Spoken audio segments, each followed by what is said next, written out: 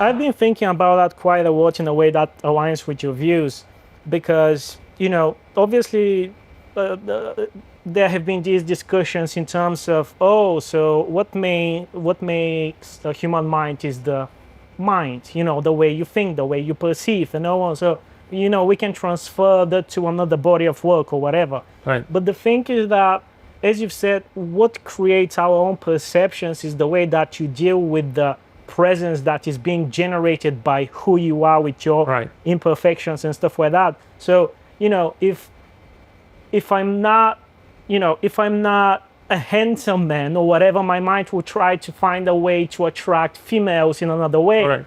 That would be your creative incentive to to develop yourself. And as you've mentioned, if these problems are not present, then this wouldn't be your mind, because Correct. it wouldn't be developed to the way that you would have.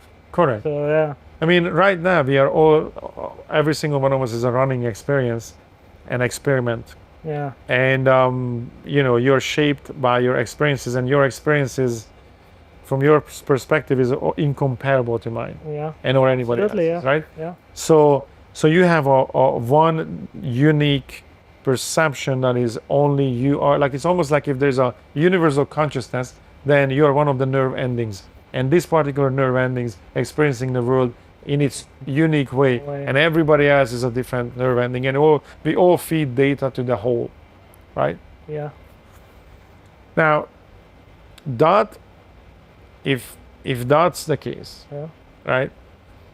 We still don't understand the compartmentalization. Yeah. And what happens when we die, and what happens when and how do we really connect it to this Yeah.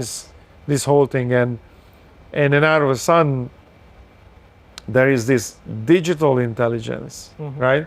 That we start to compare ourselves to, and we start to go like, okay, so I am a nerve ending that experiences life, right? In a very unique way. I have to go through this life. And now there's this digital entity that is now also experiencing life, but because it's capable, it can have the data of your experiences, and his and his and his and his in the same time. Yeah. And so then, do we still have a function? Do you think human existence is aligned with our function? Do you think we'll sense of purpose if we don't experience the need to operate in our own existence? I mean, there's a train of thought. Yeah. What it's like the existence and what is really happening. Yeah. And even if you really dig down into the esoteric or this idea of, is there a universal consciousness and we are just a nerve ending, right? Even then, there's, if some people can call it God, some can call it universal consciousness, whatever way you're gonna staple on this concept, right? There's this idea that even if I shouldn't say even, because the universe is conscious, so I accepted that a long time ago. If you accept that, then the universe has a question. It doesn't know why. If you call it God, then God doesn't know why. Yeah. Otherwise, it wouldn't, it wouldn't exist. It wouldn't. The experiment don't have to run, right? So I think the purpose is this never-ending cycle of, it's here, but why? Exactly. And so it's a possibility that then every creature, every attention. When I say creature, I refer to every perception. Yeah. Right? Every perception. And man, this is interesting territory because I'm saying every perception, but there's only one. Yeah, exactly. You know what I mean? So this is a really difficult. I was just going to ask you, are there other perceptions? Right. So this is really difficult to but because you can come to the conclusion there is only one perception. Yeah. But this one perception is running an experiment, right? This one perception is running this experience, that this one perception is experiencing the universe and totality and existence in infinite ways in the same time. Yeah. Right? Yeah. Why? It has to have a question, or what's the point? So when you ask the question like functionality, Yeah. like if something is like, do you think something can exist if it's not functional? So do you think there has to be a reasoning, a rationalizing of what we do, or do you think it's far better to just accept?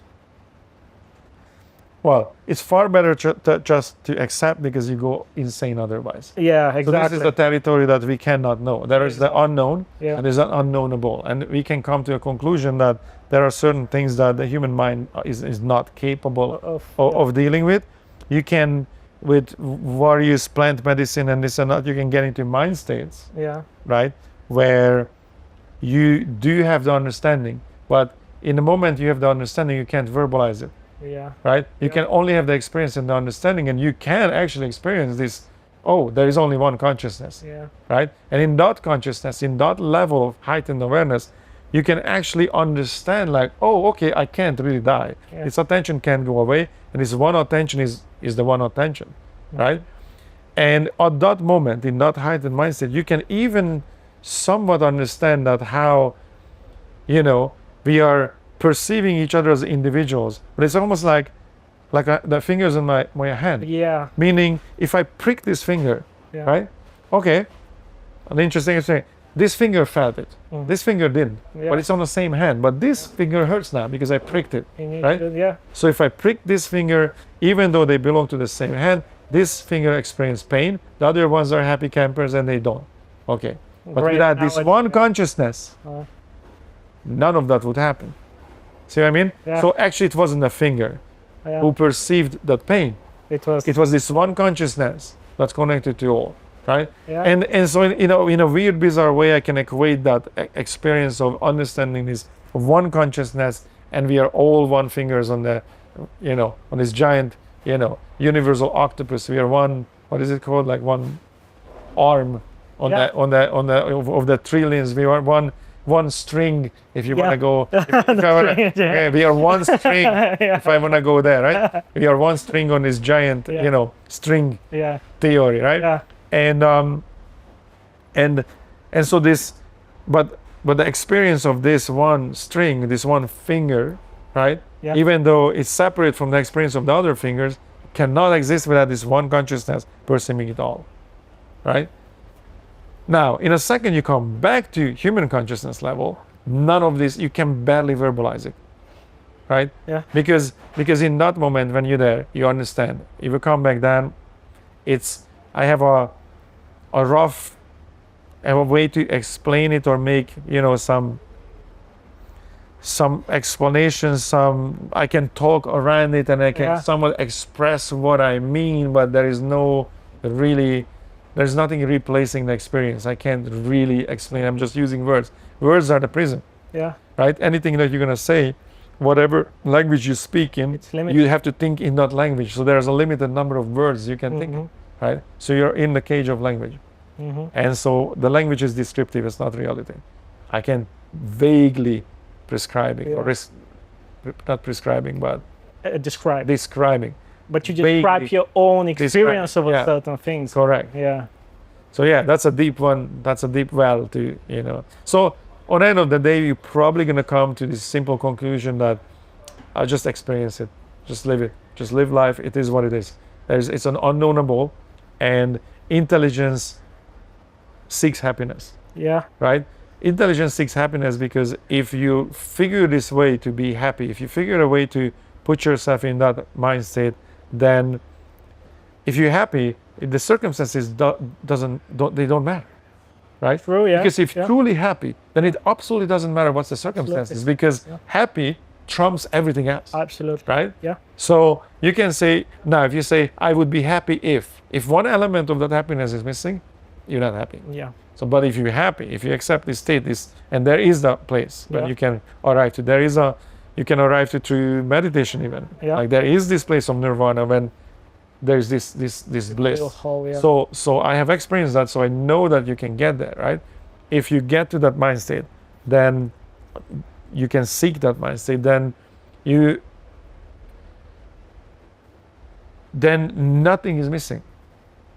right? Yeah. Because you're happy, or our intelligence seeks that bliss, and then you can get to various levels. Like it's almost like surfing, right? Like anything that happens, you can always figure out a way that how do I see the silver lining? Whatever it is that happens to you, you can always find an angle, even the most horrible thing. Yeah. That you have to find an angle where, okay, this is a lesson then. Yeah. As horrible this is, I just learned something. But you have to find an angle when there is something positive. And then that's the game. And you can attain this, and you can live life in this conscious way that whatever happens, I'm going to navigate my perception, that I always see the angle, that it's giving me something, right? And then the life is this game of surfing, this Navigating this wave, yourself. navigating to that happy place, to that bliss.